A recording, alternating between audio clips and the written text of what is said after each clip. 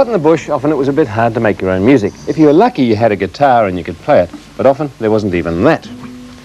So if you were desperate for music, you had to improvise. One of the things they made was the bush banjo, which was pretty easy in something like an outback house. See, everybody in the outback has at least got wire, and that made the strings. I'll just show you what they did. First of all, you'd take a piece of ordinary thin wire, bend the end round, and twist it many times so that the twist couldn't come undone. You do it with your fingers, or if you really wanted to get a good one, use pliers. Then you'd pull off a bit of wire, about enough that would stretch from fingertip to fingertip, and do the same thing at the other end. This is a bit too short, but you can see, bending it over there with a good bit of wire, twisting it round, would produce a loop at the other end. Well, I've done that here to save a bit of time, and that's the finished wire. You can see that it really is as long as fingertip to fingertip, or almost so. And if you look at those two ends together, you can see they're well and truly wound so that they can't slip when we put the tension on. The next was to put the string onto the banjo. And the banjo was really nothing more than a veranda post. This is how it all worked. You could take a nail and, reaching up as high as you could go, put one of the loops over the nail and get a hammer. I had to go really tight to hold the tension. Then you go down to the other end, get another nail, pretty stout one so it couldn't bend, put it through the loop that you'd already made, into the wood of the veranda post, sloping backwards down the string, and then by pushing it in the opposite direction and making sure the point didn't skid, you could tension that string, and while it was tensioned, biff that nail in too. Now that string is tight, but it's not really tight enough to play. You can hear it just makes a sort of dull noise. So to get a lot more tension on, you did this up at the top. You took another nail, slid it under the string as far as you could, put the point into the wood there, and then pulled the whole thing sideways. And that, displacing the string sideways, put a lot more tension on it.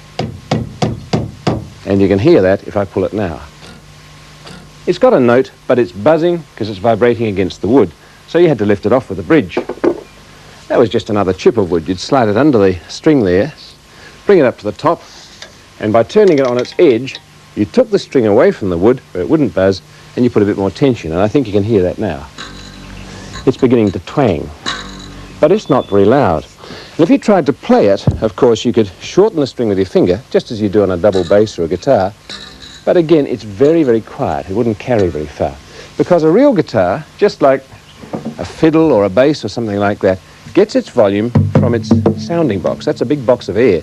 When you twang the string, it vibrates the air in the box, and that's where the sound comes from. You needed that on the bush banjo. Well, it's not very easy to build a sound box on a veranda post, but you could do this.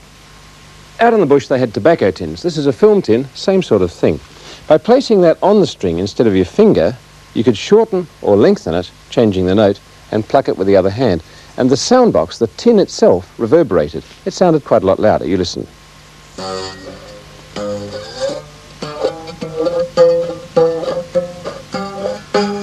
The only trouble then was to learn where to place it in order to get a tune. Now these days people aren't too keen on having you bashing nails into their veranda posts, so what you need to do is to make a portable bush banjo. And it's on exactly the same sort of principle. Here we are. Put it across your knees to play this one. You can see it's a bit of wood there. The string is strung between those two nails and it's tensioned out sideways with that one. Once again, the bridge poked underneath it and twisted to one side provides a really good tight string, and it twangs. It goes dead with your finger, but with the tin, once again, providing the resonating box, you should be able to get some sort of decent sound. Here goes. And all you need to do then is to practice like mad in order to get a tune.